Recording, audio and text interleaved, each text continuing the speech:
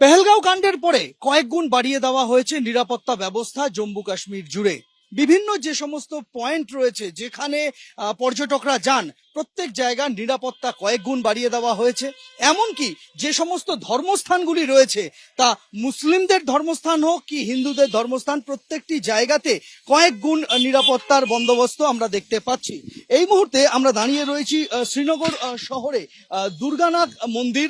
সেই দুর্গানাগ মন্দিরের বাইরে একেবারে পাকাপাকি ভাবে এখানে বাহিনী মোতায়েন করে দেওয়া হয়েছে, সীমা সুরক্ষা বল রাখা হয়েছে, সিআরপিএফ রাখা হয়েছে। সিআরপিএফ এর টহলদারি গাড়ি তা মাঝে মাঝেই আসছে এবং শুধুমাত্র এই মন্দির নয়, যে সমস্ত অন্যান্য মন্দিরগুলি রয়েছে প্রত্যেকটি মন্দিরেই কিন্তু এইভাবেই যে নিরাপত্তা বাহিনী, সেই নিরাপত্তা বাহিনীর নজরদারি চলছে। আমরা দেখতে পাচ্ছি যে এখানে সিআরপিএফ এর যে বাহিনী তা মোতায়েন করে রাখা হয়েছে।